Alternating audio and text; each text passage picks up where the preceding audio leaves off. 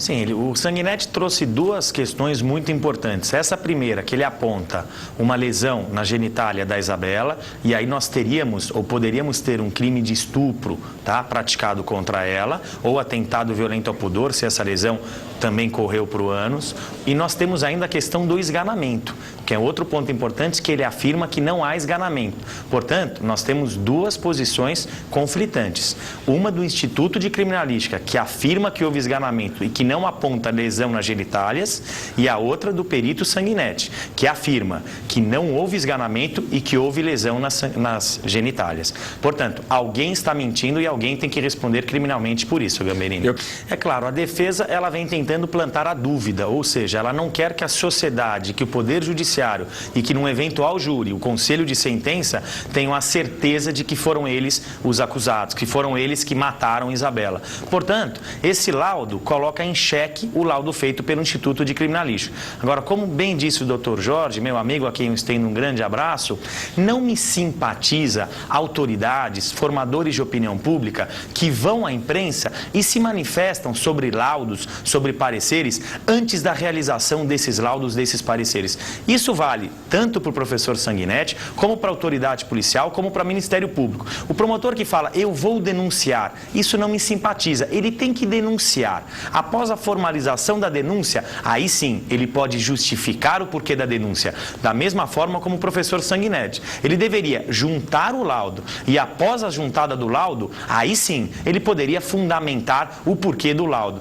E bem disse o Dr. Jorge, de que ele já trouxe algumas posições no primeiro dia de entrevista e no segundo, algumas posições que não foram ditas no primeiro, posições conflitantes. Portanto, na minha opinião, apresente esse laudo particular do qual ele foi contratado. Em seguida, traga a fundamentação, esse raciocínio pelo qual ele chegou a essa conclusão.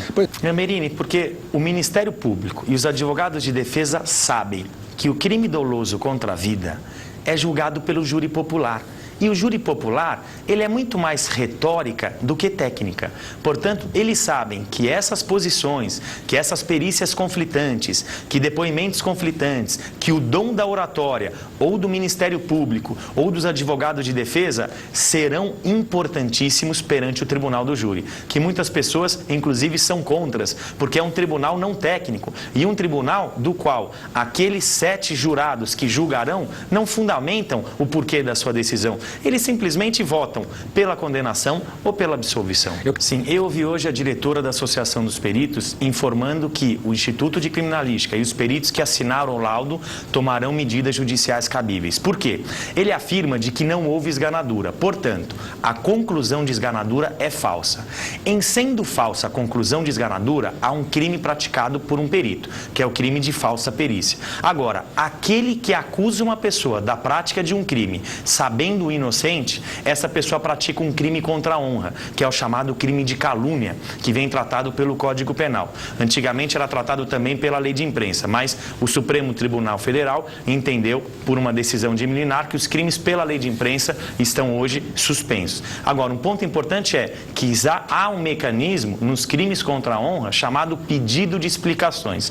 Ou seja, ela já informou que esses peritos irão pedir explicações, ou seja, que o professor Sanguinetti justifique, explique o porquê das afirmações e, dependendo delas, poderão entrar com uma queixa-crime, por se tratar de uma ação penal privada. Portanto, acredito, conforme dito pelos peritos, de que ele será provavelmente processado por crime contra a honra, por crime de calúnia. Agora, cabe a ele uma exclusão de criminalidade, qual seja exceção da verdade. Ele pode comprovar que é verdade. E é essa a estratégia do Dr. Sanguinetti. Ou seja, você afirma que alguém praticou um crime. E no presente caso, qual seria o crime? Seria o crime de falsa perícia. E ele comprova. Ele comprova que esse fato não é falso, é verdadeiro. Portanto, caberá futuramente ao Poder Judiciário analisar essa questão. Existem algumas diferenças técnicas. Quando ele é ouvido na autoridade policial, ele pode ser ouvido apenas como uma testemunha. Ali não pode mentir e não pode falsear a verdade.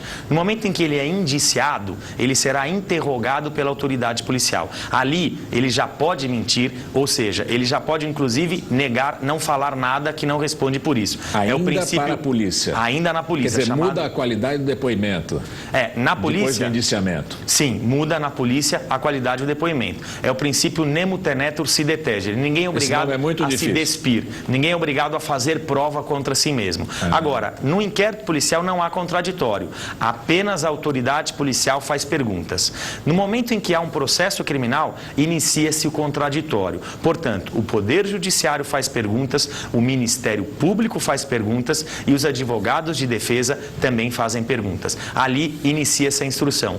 Há alguns projetos de lei modificando o Código de Processo Penal. Um deles, inclusive, entendia que as provas colhidas no inquérito deveriam ser excluídas. Inicia-se um processo criminal, inicia-se uma nova fase. Ali, através do contraditório, uma nova prova é formulada. O direito das partes, no momento em que se formula perguntas, no momento em que se cria uma prova, de contestar a prova, de se manifestar sobre qualquer posicionamento que será tomado pelo Poder Judiciário.